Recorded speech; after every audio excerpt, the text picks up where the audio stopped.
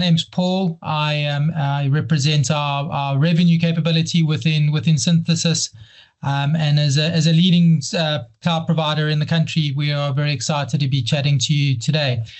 Today, really, what we want to focus on is some of a couple of things, really. Primarily for Cintra to share with all of you one of the big announcements from the AWS reInvent summit last year in Vegas, which is all around Oracle on AWS and what that means for South Africa and for anybody utilizing Oracle services today, be that application or database. So I think a very exciting announcement. There's always been a relationship between Oracle and AWS, not always as close as what we would have liked. But I think with this new initiative, that really brings the two together a lot closer than what has been in the past. And I think Cintra, what we'll talk about later, is their tenure in the Oracle world of more than sort of 20 years. So bring a lot of Oracle expertise to this space. And we are really excited as Synthesis to be partnering with Cintra in the South African region to really bring value from an Oracle perspective into our South African customers. So I'm looking forward to the discussion that Stuart and Abdul lead today.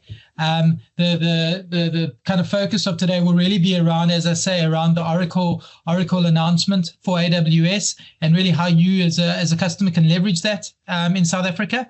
And they will take you through that, as well as we'll talk about REMAP, which is a tool that Cintra have developed to help you with assessments and OLAs around licensing transformations that you can get value from. And then finally, and I think quite importantly for the context of this call, is really to focus on why Cintra and Synthesis together will provide value through the partnership in South Africa. So without further ado, I'd like to hand over to the Cintra team and really hope that you will all get a huge amount of value and enjoy the session thoroughly today. We will obviously distribute the presentation afterwards for those that have joined. And through the session, there will also be a number of polls, and we will share some global stats with you as well as some South African stats based on the information that you provide back to us. So Stuart and Eb, over to you guys. Okay. Thanks. Hi, everybody. So I'm Stuart. I lead the solutioning team here at Cintra. As Paul's just mentioned, there's going to be a number of polls. So for those of you that are familiar with Teams, or actually for those of you that aren't as well, please look for the chat facility in the Teams. So the polls will be delivered into the chat. Okay, so we'll explain when they're available for you to respond to. Okay. I'm going to hand you over to Ab now to introduce Cintra. Okay. Thank you, Stuart. Yeah. So welcome, everybody. Abdul, Sheikh, CTO and co-founder here at Cintra. Been in the database world about 3 decades. Really excited with our partnership with Synthesis. And thank you, Paul, for the invitation and the time today. And thank you for the great turnout. I think we've got a good attendance today as well. So really quickly, introduction on Cintra. So we're a highly specialized database multi-cloud services partner. Heritage, deep heritage in Oracle. And doing so, we really evolved through our Oracle heritage in the last few years to a multi-cloud, multi-database heritage, which has taken us into AWS and other clouds, and also looking at how we can help customers, give them choice in the database world as well. But the 4 pillars to our partnership and our go-to-market really are heritage in terms of our technology expertise and our multi-cloud focus. So deep expertise into the traditional Oracle technology stack around database applications, integration tools like Golden Gate, and then how they've evolved from on-prem into cloud. That combined with licensing, you don't typically find the technology expertise and licensing expertise in one organization. So we're experts in the Oracle licensing arena, which really, if you think about it, evolving and moving architectures from on-prem into cloud, it comes down to 2 things: how you transform your architecture to maintain your service levels, and how you transform your commercial model and the licensing model to go with that, to make sure we're not buying more licenses as we move to cloud. We're actually optimizing and hopefully also releasing legacy costs and Oracle costs to fund the move to cloud, as well as modernization beyond the migration itself as well. So that's a key part. Our third aspect is our strong relationship with AWS and our credentials and our competency with AWS allows us to dip into the deep pockets AWS has in terms of funding models, both for the initial assessment and migration. There's a particular model called the Optimization and License Assessment, which is called the OLA program. And OLA is a precursor to the MAP migration program, which is, well, many of you might be familiar with the AWS MAP program, which is for the funded migrations. But the OLA program is specifically focused on driving a rapid discovery and a rapid assessment model in about a 4-week or less duration, regardless of size of the estate. And that's allowed us to take a hard look at how we do these discoveries and assessments and build a tool called REMAP, which I'll talk about in a moment, which is our remap.ai platform that allows us to do extremely fast discovery in a zero impact, zero risk manner. We appreciate a lot of your systems are mission critical and business critical. So we've done that in a first principles thinking. How do we do it without agents, without any remote access, without any kind of impact or change on your environments? And we've achieved a pretty special and spectacular kind of tooling there that allows us to do assessments both technically and commercially from a license side as well. So let's go to the next slide, Stuart. So just introducing Remapped. The whole notion of the name of Remapped is effectively, as you can see, the name says what it does, which is we're remapping legacy architectures into the cloud and beyond, into cloud native, doing it with speed, precision, and ensuring that we're optimizing those platforms as we go. So speed is speed of discovery, speed of assessment. Precision is the depth of data that we collect. It's all metadata to do with the configuration, the infrastructure, the workload, the licensing metrics. Nothing is gathered when it comes to any kind of sensitive data, schema names, table names, anything that allows us to identify where data lives is not touched. It's very much about the deep discovery of the workload and the architecture itself, which was announced at reInvent. We've been in about a two-year development cycle for this solution. It's a SaaS-based product, and it's being rolled out globally now after the reInvent launch. So really excited about that. So this underpins our assessment capability that we'll be talking about today. Okay, so Paul mentioned during the introduction about the announcement at reInvent about a collaboration between Oracle and AWS. This screen grab's actually taken, it's a photo of the head of AWS, Matt Garman, and Larry Ellison, chairman and longtime founder of Oracle, sharing a stage at Oracle Cloud World. So this was back in September. Oracle and AWS haven't collaborated well in many ways. Obviously, we know that Oracle workloads are deployed in some of the biggest organizations, but at the same time, Oracle's been quite aggressive and sometimes quite difficult for both its customers and partners to work with. However, this collaboration was big news, okay? So this was back in September, and it was about deploying Oracle Exadata hardware into AWS data centers. Okay, so this essentially gives you the best of AWS. So AWS's foundation, its heritage is all in running applications within its public cloud, and then obviously Oracle, the long-time market-leading database, running inside the AWS region. So bringing together the best of both worlds, having essentially Oracle Cloud Infrastructure, OCI, deployed inside AWS regions, okay? So it was announced at Cloud World, but it was announced for availability in December 2024. So then what actually happened during December? AWS reInvent was announced in a limited preview, okay? So it's not generally available yet. It's been announced as a limited preview in one region in the US. It's only been released for the Exadata database service, and it's actually only been available to a small number of pre-selected US-based customers who are going through a kind of white glove onboarding with AWS, okay? The general availability for production is actually slated for the end of H1 2025. At that time, it will be available in 2 US regions, and each of those US regions will have 2 availability zones. So for most highly available, resilient architectures, you'll need multiple regions and multiple availability zones. So for most customers, it's really only practical to deploy production and DR applications once the general availability point is reached. The other thing that they're going to add in the general availability is they're also going to add the Oracle Autonomous Database alongside the Exadata database service.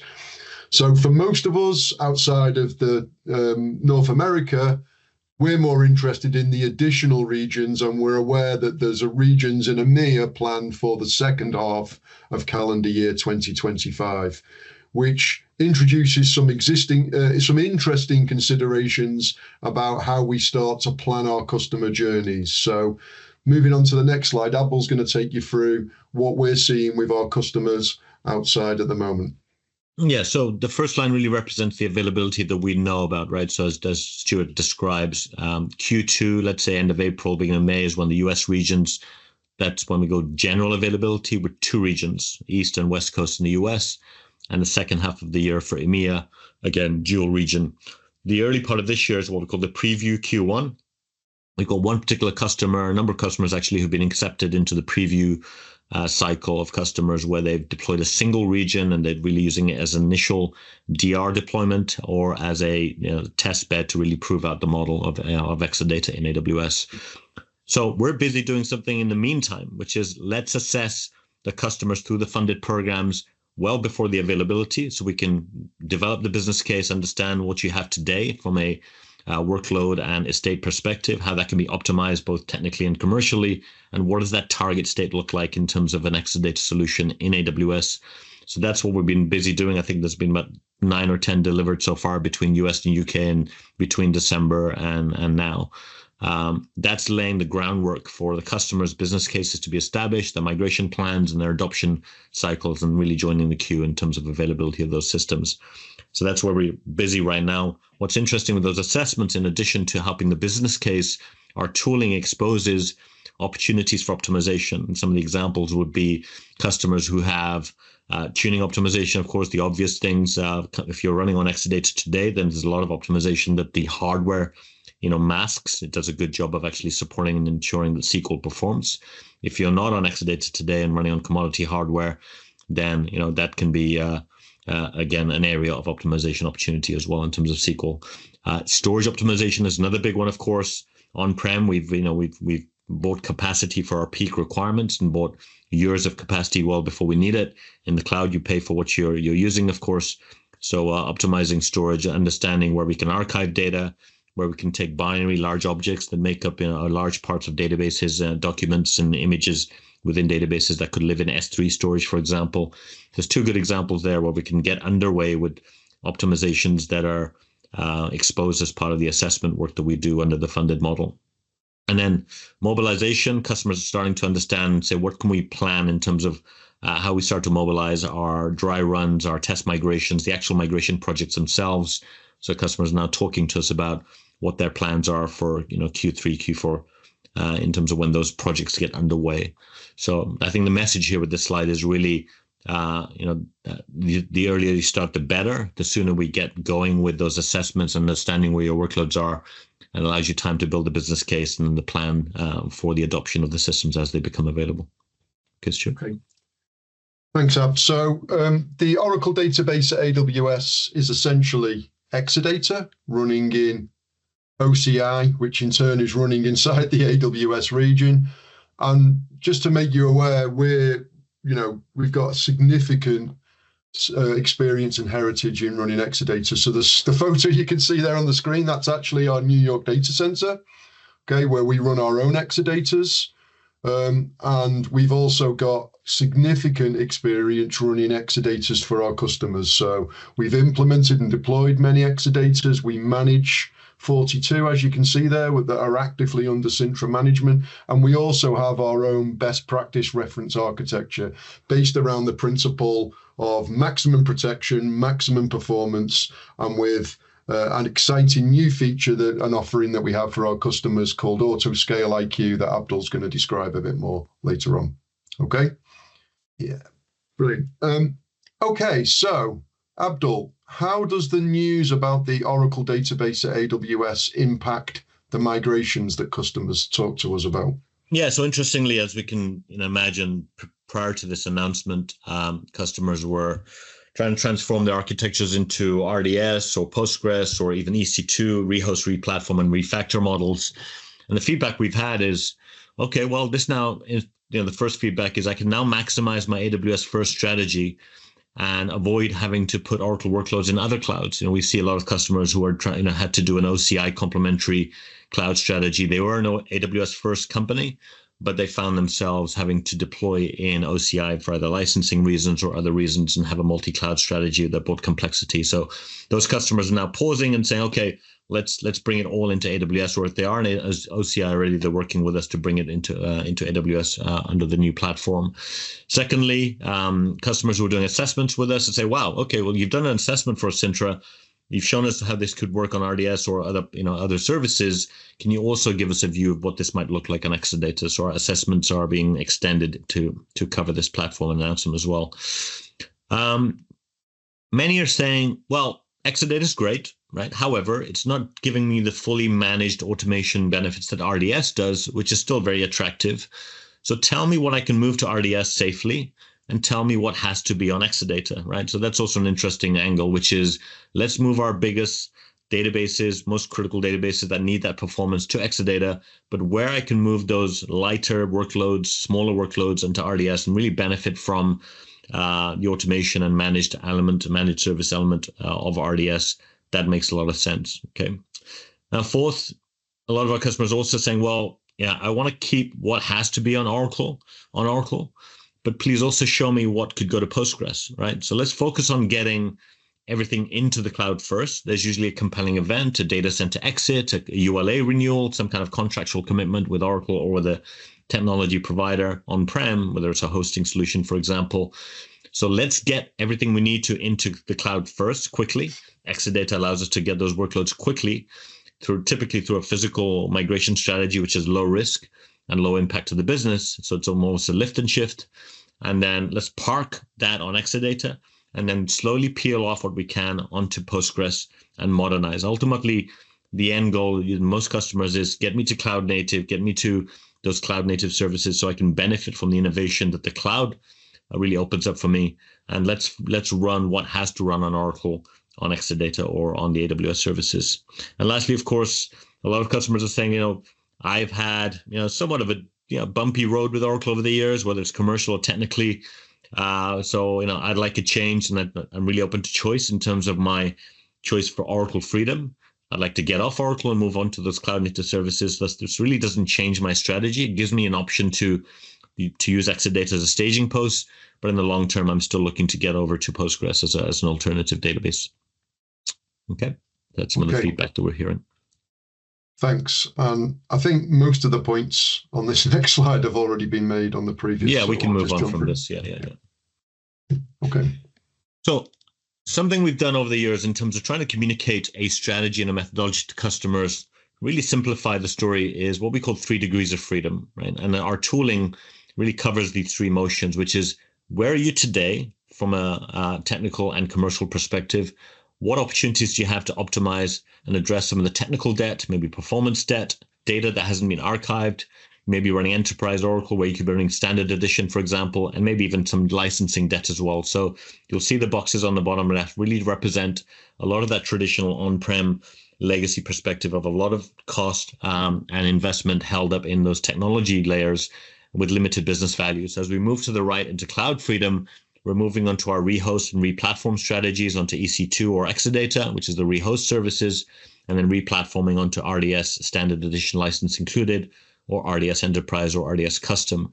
And as we do that, of course, we're releasing some of the traditional costs from data centers, start to alleviate some of the compute and storage footprint, and even licensing. We can optimize licensing. On average, we're showing through our assessments. Actually, I'm stealing the thunder of another slide, so I'll pause on some of those metrics.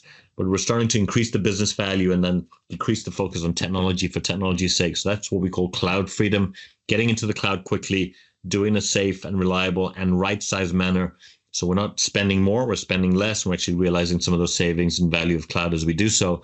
And then to the right, as I mentioned already, many customers are look to database freedom for custom applications, not necessarily off-the-shelf commercial applications, but certainly custom applications where you have access to your IP and control of that. Postgres is still very much the North Star. Many customers are driving towards that. It's a difficult journey, but the journey is going to realize some very significant financial benefits and cloud native benefits.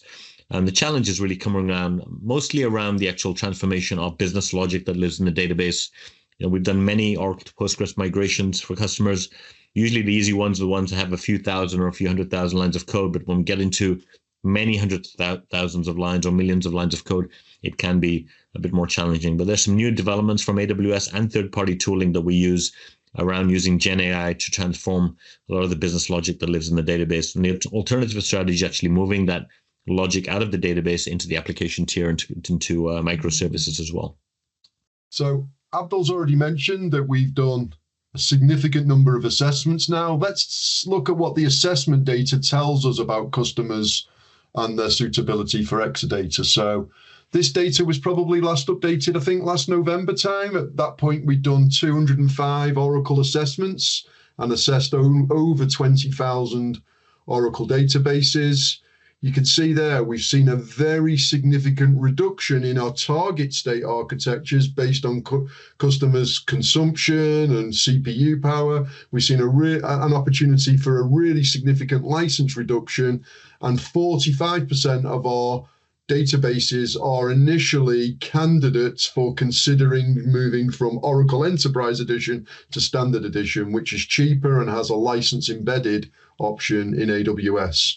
Also, over half are considered low or medium complexity targets for Postgres. That basically means they've got a relatively low dependency on proprietary Oracle features. In terms of Exadata, of the 20,000 Exadata databases we assessed, over 3,000 of them were running on Exadata, okay? But as you can see from the statistics at the bottom of the slide, it's a relatively small number of those databases that are truly using the Exadata storage features, the proprietary Exadata features that customers often purchase it for. And in fact, our assessment was that of those 3,000, only 427 were really benefiting from Exadata, okay? So what does that tell us? What can we conclude? First of all, many of the databases that are running on Exadata today don't actually need Exadata. Exadata is actually a very successful consolidation platform. Customers have obviously invested heavily in that as a platform, maybe for the requirement for a small number of databases or applications, but then seen benefit from that investment by adding more and more databases onto that platform from a consolidation perspective. Whereas Exadata tends to bridge the gap for very big databases. You're probably aware that in AWS RDS, there's a size limit. So Exadata allows us to go above the 64 terabyte RDS limit. And it's also well suited for databases with extremely high storage throughput requirements. So Exadata was originally released as a data warehouse appliance, so for a BI style, business intelligence style workload, and they're traditionally very dependent on storage bandwidth in order to resolve the long-running business intelligence queries. Also, Exadata supports requirements for extreme performance, but also availability. So RAC, Oracle RAC, which we've not really talked about so far, Oracle RAC is now only officially available, supported by Oracle via this solution, okay? Okay, so we talked about it technically, but how does this impact licensing? Abdul? Right, I'm sure we're all painfully aware by now that the definition of a virtual CPU versus a physical CPU on-prem by AWS, by Oracle rather, for competing clouds is one of the primary blockers for cloud migration. So we understand that EC2 virtual machines would attract the 2x licensing for BYOL. There's no embedded licensing option. Dedicated hosts, however, are regarded as on-prem type servers where we can have a dedicated host, a physical infrastructure, but in the cloud. So that's a 1x license definition to on-prem. So one core on-prem is one core on that particular platform. RDS standard edition license included, back to a 2x model. Let me just explain that for those of you not familiar. A virtual CPU core is what is the basis of a license definition for Oracle in the AWS and Azure. A physical core is the definition on-prem. So immediately 2 vCPUs to 1 physical core results in a 2x license penalty. That's where our right sizing through our assessment work really comes in important. So not only are we mitigating that penalty, but we're further reducing the license requirement through right sizing. Very simply come back to the fact that on-prem systems are sized for peak. There's a tremendous amount of headroom just sitting there unused, not only from a compute perspective, but licensing that is sitting there waiting to be used for only peak requirements, which is where some of our scaling solutions gets powerful in the cloud. RDS Enterprise Custom, same thing, 2 license. And then Oracle Database, AWS. Of course, Exadata is an Oracle platform, just like an OCI. A physical core is a physical core in OCI. It's the same 1x license definition on Exadata in AWS, and actually in any cloud in Azure as well. Interestingly, to the right, you see here, we now have the ability to use OCI PaaS licensing, but on Exadata in AWS. So that's coming quite powerful, where customers are saying, I've either got a lot of technical debt where I haven't kept my licenses in order, and therefore I have a tremendous license gap on-prem. Rather than trying to fix that gap with a multi-million-dollar new purchase with Oracle, let's cancel that legacy contract and move to a platform embedded license model on Exadata, which is great. It's powerful. However, you need some controls around that. But because if you're not scaling up and down in terms of those requirements, that cost can quickly mount up. So we'll show you some of our solutioning around that to address that problem. But that's a bit of a red flag just to keep an eye on there as well. So again, just to summarize, the OLA program is all about mitigating that license issue and right sizing. So in doing so, we've established a methodology to discover what we need to from ownership, license usage, what's your license position, what are your license requirements based on your support fees today for the different types of licenses. How can we optimize that, stopping or identifying options that we may be using that may not be under our ownership, understanding how we can balance the use of NUPS, named users, and processor licensing, converting enterprise database to standard where feasible. Here's another one that's quite powerful now. The advanced compression option, advanced security option can be replaced with cloud features in AWS. So when we look at optimizing our ownership and our requirement for licensing going forward, we are looking at typically dropping those two options. Now, customers you may have single CSIs within your Oracle licensing, which makes it very difficult to decouple options. But again, when we look at canceling legacy contracts, we can actually look at a reduced footprint from an actual CPU requirement and a reduced options list, which gives us a much smaller option to actually rebuy an optimized license model and then leave our old legacy contract behind. So that would be a repurchase, but again, can be done typically in a very financially compelling manner. We have one customer in New York right now. They had a $4 million annual support bill with Oracle. And rather than pay that $4 million every year, we've actually shown them that we can optimize their footprint and repurchase and show them over 5 years about a $15 million saving with a reduced footprint, taking that $4 million a year down to about $750,000 of annual support fee as well.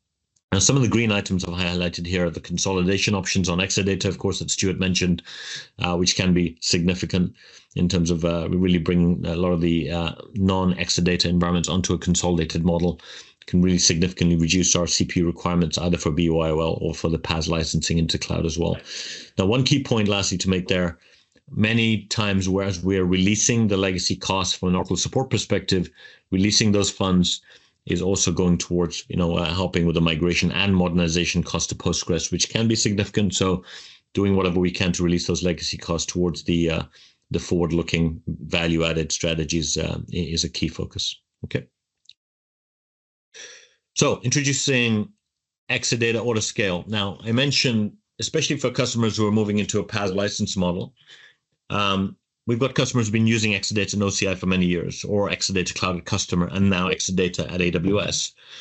The common theme there around scaling resources up and down is I'd like to do it in a controlled manner, as and when I need to. If you're a retailer or if you're financial services, for example, end of day trading peak periods, or end of month billing periods, or a Cyber Monday or Black Friday type of retail peak periods.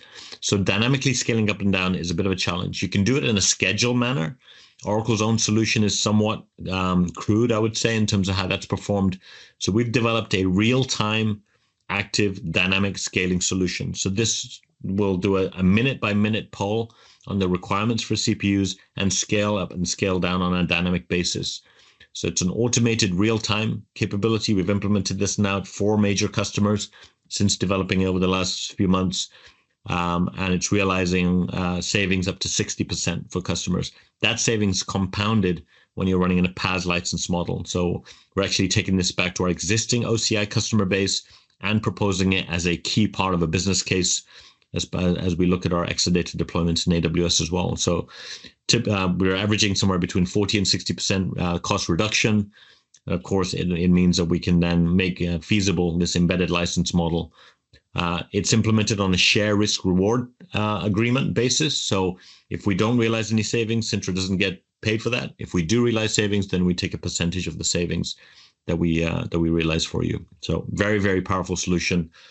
So any existing users of Exa Cloud at Customer or Exa in another cloud like OCI, that's an immediate conversation we can have, but certainly part of a strategy for AWS Exadata. This is a key part of the cost modeling for that. Okay. Picking the right database service. So we've talked a lot so far about the Oracle database, AWS, or the Exadata solution. I'm going to spend some time now talking about the Cintra Rapid Discovery, which is a module of the REMAP product that Abdul mentioned earlier on, along with the more detail on the OLA program, the Optimization and License Assessment program. So Cintra has its own Rapid Discovery, and that will allow us to collect lots of different factors about your current use of Oracle. So we do very deep discovery, and we collect lots of really useful information. We push that information through automation rules and various metadata we get, and we use that to target and map across to real world target services. So at the very top there, we've got a simple EC2 rehost, right the way down to the more complex, kind of heterogeneous, non-commercial database services like Aurora Postgres, Redshift, Elasticache. So we take a rich set of information from your current environment, and then we use that to make target state recommendations. How do we do that? So we do that, Abdul mentioned this very early on in the presentation, using our Rapid Discovery tool, zero impact. So you don't have to change anything on your current systems. No installation, no firewall ports to open, and there's no performance impact while we do that data collection. It's secure. We don't need to access your environments. You don't need to open any firewall ports. You don't need to share any credentials. We don't collect anything sensitive. We provide documentation that you can pass through your InfoSec team that detail exactly what we collect. And the output from is also fully legible. So again, your InfoSec team can validate what you're going to send back to us before you do so. Okay. It's also minimal effort. So it's a single execution per server. So even if that server has 200 databases on it, it's a single execution. And if you have lots and lots of servers, we can provide some mass execution automation to help accelerate that. Okay, and Cintra will provide support during that execution. Okay, so zero impact, very fast, rapid discovery of your existing Oracle environments. Okay, another differentiator for this. So most current market tools only work on x86 systems. This covers the broadest range of legacy Oracle systems. We see old Solaris AIX servers from the late 1990s, early 2000s. We don't support the absolute oldest versions of those, but the broadest range of x86, big endian, little endian platforms, we can collect data there. None of the competitive tools can. Also, a wide range of hypervisors. So whether you're using Oracle VM, the more recent OLK VM, or you're using LPARs or Spark zones, or, you know, we have the broadest range of data collection and source systems. And we'll also collect all of your usage of Oracle features. So we'll collect evidence-based license discovery. So this will give you a bulletproof, audit appropriate usage for you to have confidence that we fully captured what you're using. Okay. In addition to that, I mentioned this briefly earlier on, but based on the public AWS schema conversion tool rules, we will also assess your Oracle databases for the dependency on proprietary Oracle features.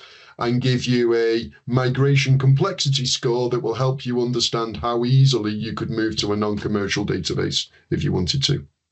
Okay, so we've talked about the optimization and license assessment program, but for those of you that aren't familiar with this, the OLA essentially gives you an architecture assessment and a license assessment, so brings together the two number one things that most customers are concerned about when considering a cloud migration of their Oracle workloads, brings those two things together and delivers a target state, including license requirements, including the TCO or the expected costs of running your Oracle workloads within AWS. It's fully funded by AWS. You'll use the Cintra Rapid Discovery tool to discover your architecture, and we'll understand your current license usage, and we'll look to optimize your Oracle license usage for the target state. Okay, this is roughly the flow.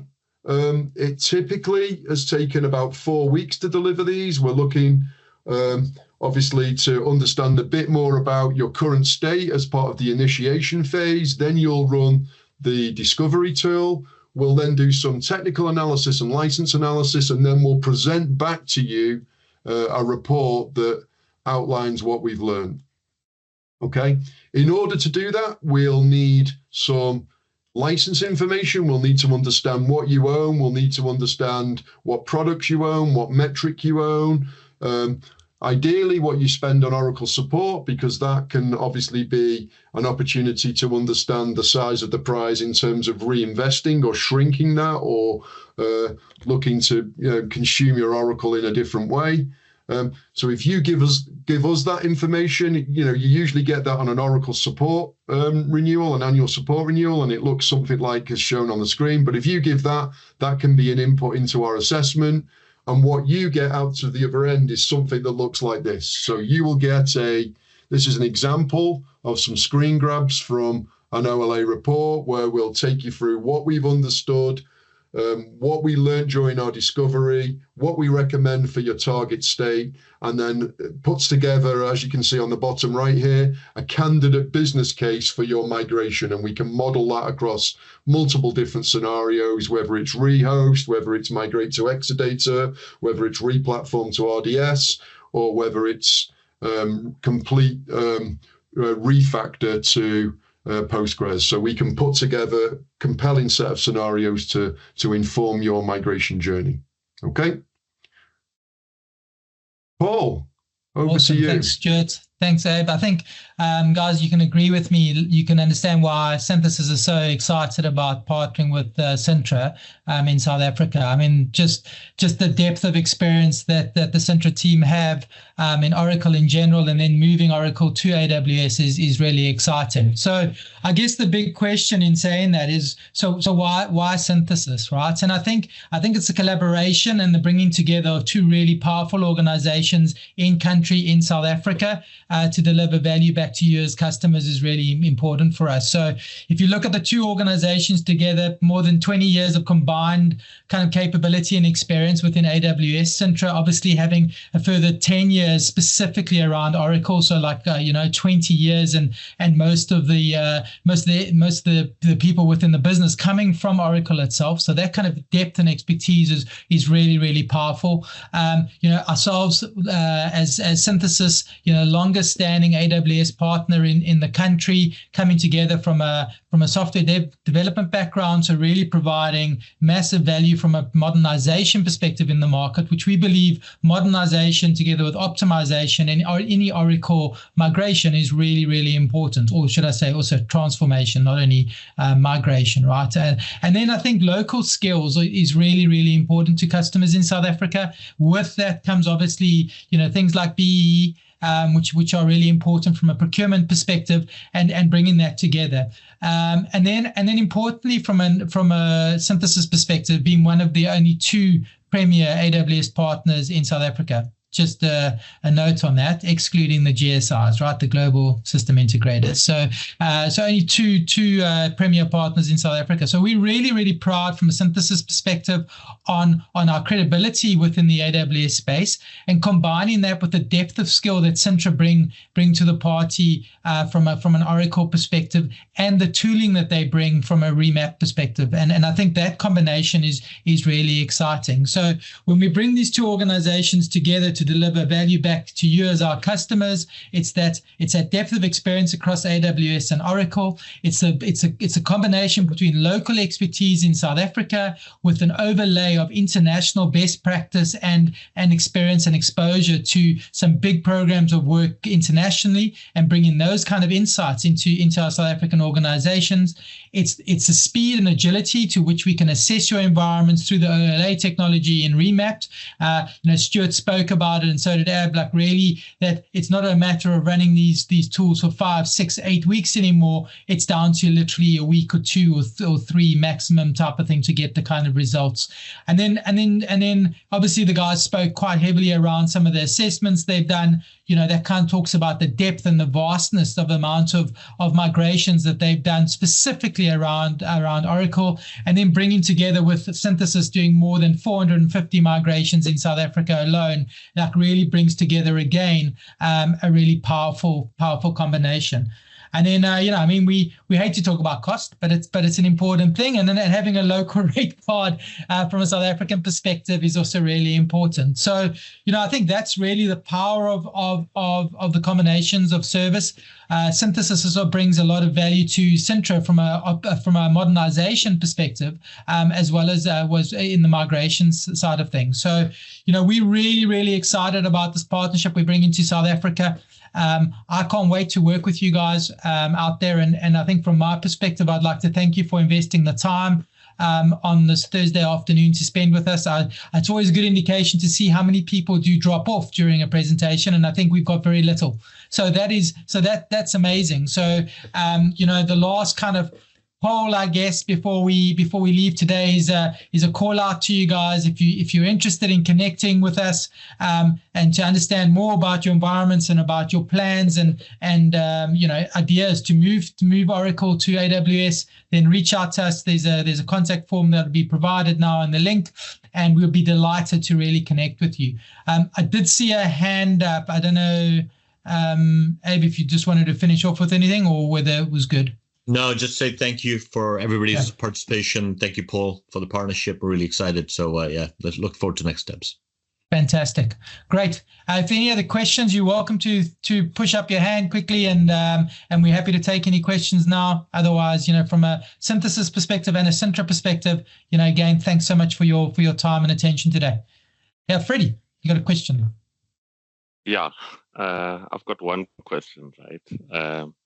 The assessment is basically most on Oracle databases, which as a techie, I would say it's the easy part for me. The most challenging part is the off-the-shelf applications that are consuming these databases, which we would have to re-platform as well into a new platform if it's moving from AIX, Linux to EC2 and so forth. So how do we handle that? Because we can get good results on what we can do from a database perspective, but the biggest dependency is application readiness as well. Stuart, you want to take that, or I can take that? I mean, we do assess the applications as well. So we, as part of the broader program. So the OLA program is very focused on database, but as you move into the wider migration acceleration program, we have to look at the wider implications for the application. So that would involve understanding, is it just a lift and shift of the application? What application technologies are involved? Do you want to move? Do you want to change the application architecture? I don't know, do you want to containerize it, Kubernetes, all of that kind of stuff? But that's a much broader conversation, is very specific to that individual's client situation. So we don't ignore it completely, but the database, the OLA program's been very focused just on the database side of things, and it was primarily introduced to help potential AWS customers cut through the FUD that Oracle might introduce for customers that were considering moving to AWS, but were concerned about licensing. So we don't ignore the application completely. In fact, ourselves and Cintra and Synthesis have worked very well on assessments already, where we've jointly looked together. The Synthesis team have looked more at the application side, and we've looked at the database side. So we don't ignore it completely, but it's not a big feature of the OLA program as well. You can mention map assess though, right? Yeah. As a follow-on. Yeah. Yeah. Does that answer your question? Sort of? Yes, it does. Because for workloads that are already on AWS, this would be a very good program. But for on-prem stuff, then we'd definitely have to look at the app, because we can't move DB without the app. We don't expect you to migrate the database to cloud and leave the app on-prem. Okay. Well, thank you very much. Thanks for the question. And Freddie, I think for us as Synthesis, this is where really the power of the partnership comes through, because traditionally on the actual move of the migration, we'd be pretty proficient around the database, but when it comes to the application, having that depth of expertise in that space is not as available in South Africa as we would like. So to be able to have a partner with the depth of experience like Cintra, it really, really does help us. And as time goes, so Synthesis will become more proficient around Oracle apps as well, which is, as Stuart very, very importantly states, moving the database without the application is he didn't quite say it in these words, but is a recipe for some serious challenges. So we would always be keen on bringing the two together. And I think through this partnership, that's one of the big benefits of us coming together.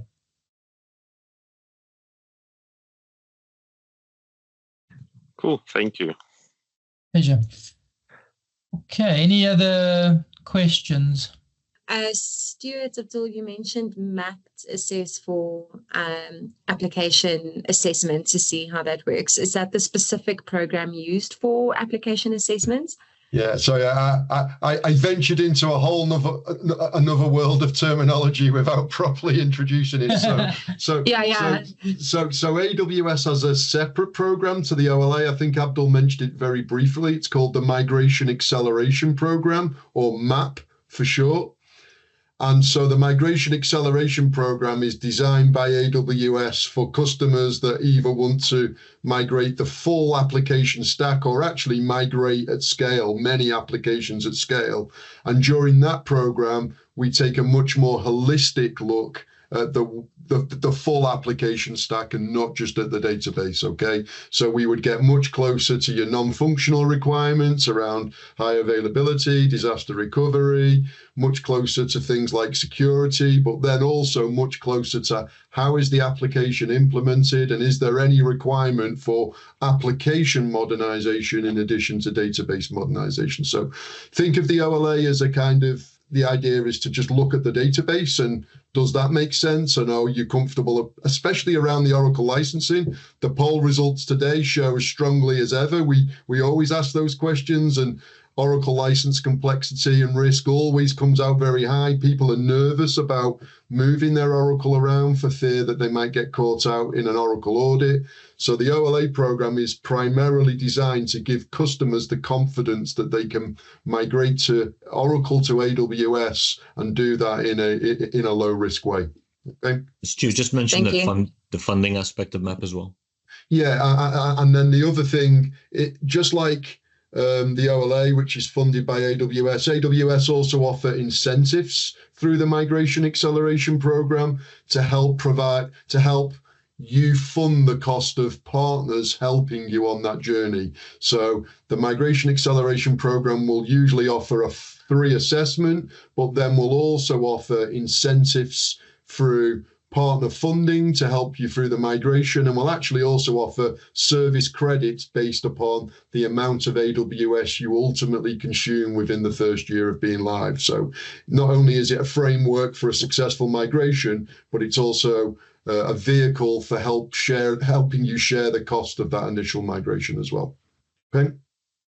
Yeah, and I think to add to that, Stuart, just on the MAP funding, Synthesis as a premier partner gets full access to the best of what AWS bring to the party, and it's something that we pass back on to our customers. So we've seen MAP investments come in as much as 50% of the professional services fees, maybe even more, which means you as a customer are paying, half of what you typically would, or sometimes, 75% less, and even up to those kind of numbers, which is significant, and we pass that back on. Part of that obviously comes into the application assessment, which is funded through those programs as well. So a great initiative and a great program that AWS provide, both on the OLA and on the actual app migration side of things, to which both Synthesis and Cintra get access to and pass on to you guys as our customers.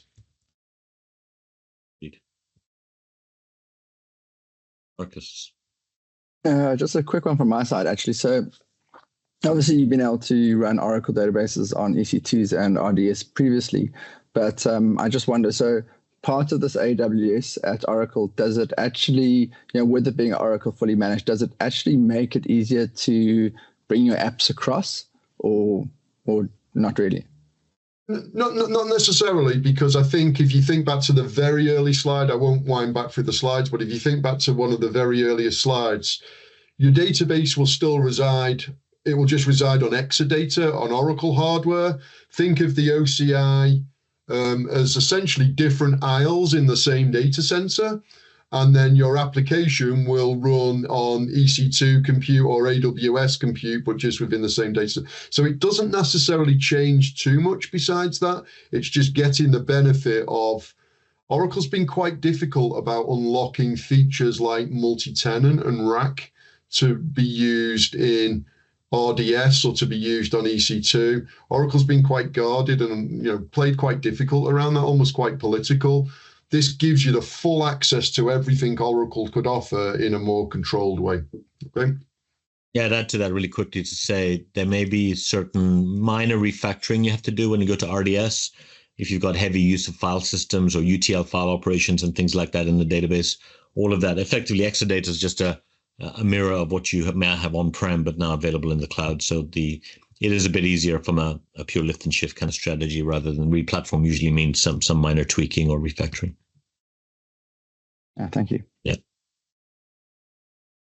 Thank you for the questions. Great questions. Thank you.